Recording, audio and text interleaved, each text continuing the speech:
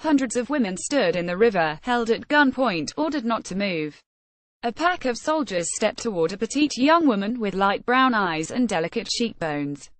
Her name was Rajuma, and she was standing chest-high in the water, clutching her baby son, while her village in Burma burned down behind her.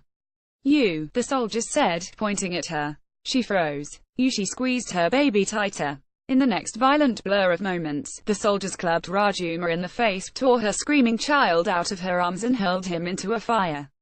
She was then dragged into a house and gang-raped. By the time the day was over, she was running through a field naked and covered in blood. Alone, she had lost her son, her mother, her 2 sisters and her younger brother, all wiped out in front of her eyes, she says. Rajuma is a Rohingya Muslim, one of the most persecuted ethnic groups on earth, and she now spends her days drifting through a refugee camp in Bangladesh in a daze. She relayed her story to me during a recent reporting trip I made to the camps, where hundreds of thousands of Rohingya like her have rushed for safety. Her deeply disturbing account of what happened in her village, in late August, was corroborated by dozens of other survivors, whom I spoke with at length, and by human rights groups gathering evidence of atrocities.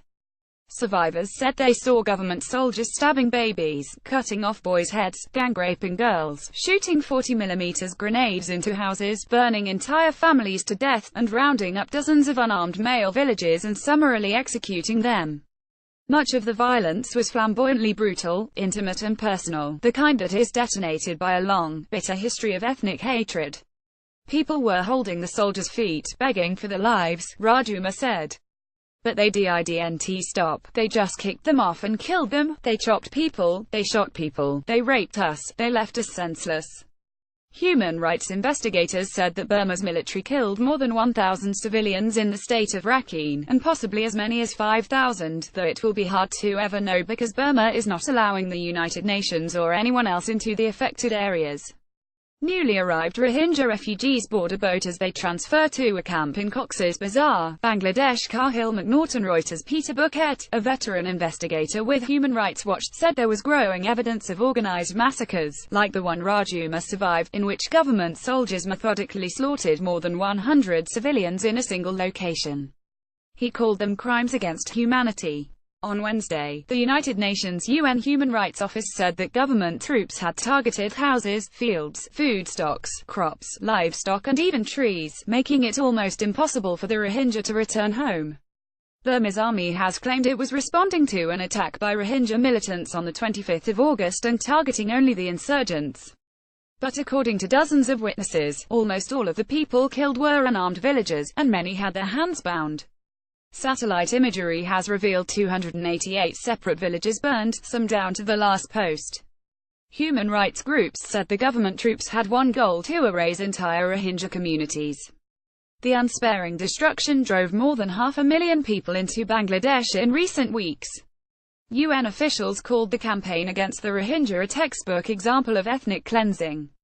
Nearly each night here in coastal Bangladesh, up the Bay of Bengal from Burma, bodies wash up in the foamy brown tide. Children, men, old women who try to escape on leaking boats, their faces bloated from seawater. Rajuma barely made it to Bangladesh, escaping on a small wooden boat a few weeks ago.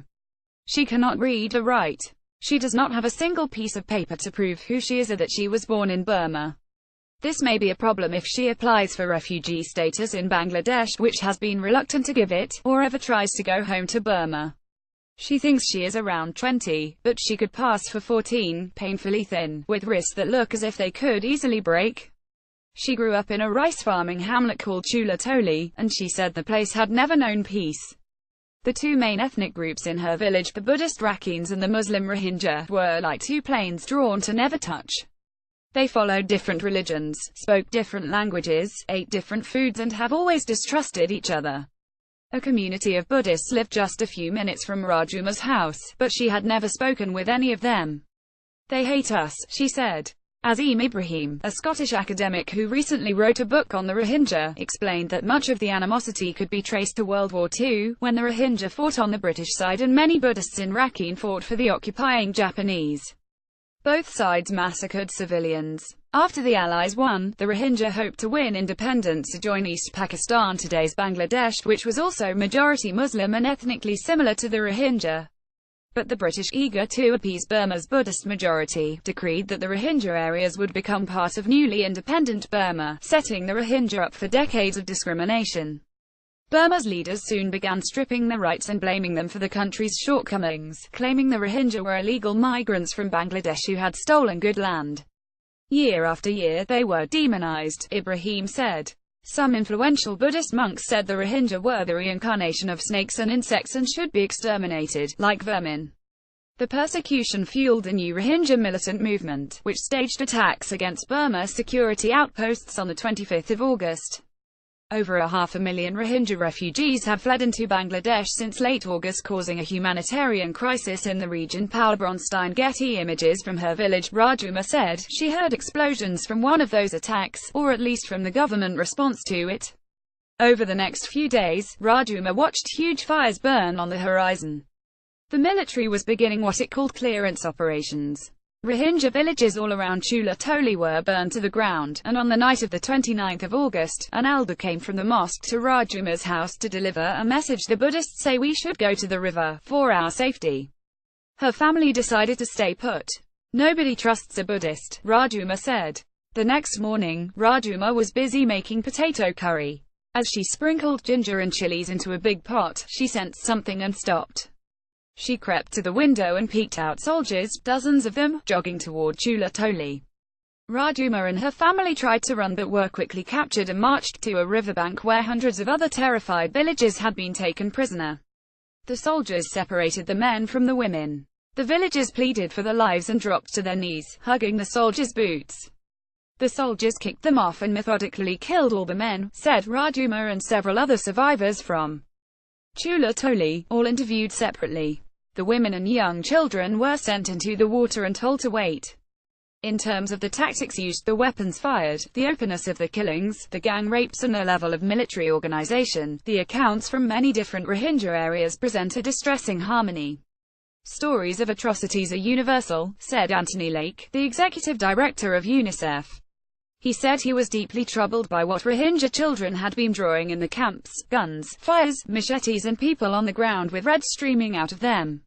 Hundreds of Rohingya arrived by boats in the safety of darkness on Shahpura Dwip Island, Cox's Bazar, Bangladesh. Paula Bronstein-Getty in a hospital bed near Cox's Bazar, the biggest town in this part of Bangladesh. Muhammad al-Hassan, a Rohingya shopkeeper from a village called Monupara, lies on a clean white sheet. Doctors say the fact he is still alive is a miracle. On the 27th of August, Hassan said, around 20 soldiers from a nearby army base stormed into Monupara and ordered all the men and any boys older than 10 to report to the house of a prominent Rohingya cattle trader. The soldiers tied everyone's hands behind their backs. They made them sit in the yard, heads down. Around 400 men and boys were hunched over, Hassan said. They were sweating through their shirts. An army sergeant whom the villagers knew then pulled out a long, thin knife. People were calling for help, Hassan said. The boys were screaming out their mother's name, their father's name. Hassan said that in front of his eyes dozens of people were decapitated or shot. He was shot 3 times, twice in the back and once in the chest, but all the bullets missed vital organs. After the soldiers left, Hassan said, he stumbled away to his house, where his sister stuffed turmeric powder, the best they could do for an antiseptic, into his wounds. Human rights investigators said the gravest atrocities they have documented were committed from the 25th of August to the 1st of September, the period right after the militant attacks. Many witnesses described government troops wantonly killing anyone they could get their hands on in Chula Toli. Rajuma fought as hard as she could to hold on to her baby, Muhammad Sadek, about 18 months old. But one soldier grabbed her hands, another grabbed her body, and another slugged her in the face with a club. A jagged scar now runs along her jaw. A Rohingya refugee child washes utensil in the Balakali refugee camp in Cox's Bazar, Bangladesh. Reuters. The child was lifted away from her, his legs wiggling in the air. They threw my baby into a fire. They just flung him, she said. Rajuma said 2 soldiers then pulled her into a house, tore off her veil and dress and raped her. She said that her 2 sisters were raped and killed in the same room, and that in the next room, her mother and 10-year-old brother were shot. At some point, Rajuma thought she had died. She lost consciousness. When she woke, the soldiers were gone, but the house was on fire. She sprinted out naked, past her family's bodies, past burning homes, and hid in a forest. Night fell, but she did not sleep. In the morning she found an old t-shirt to wear and kept running. Many people in the refugee camps have been eerily stoic, seemingly traumatized past the ability to feel. In dozens of interviews with survivors who said their loved ones had been killed in front of them, not a single tear was shed. But as she reached the end of her horrible testimony, Rajuma broke down. "I can't explain how hard it hurts," she said, tears rolling off her cheeks, "to no longer hear my son call me Ma." She hunched over on a plastic stool in another family's hut, covered her mouth with a red veil and started sobbing so hard she could barely breathe. A few other refugees looked over at her but went on cooking or cleaning. Outside, on a road not far away, trucks blared their horns, fighting through traffic. The New York Times. More about Rohingya crisis, Burma, Bangladesh, Aung San Suu Kyi reuse content.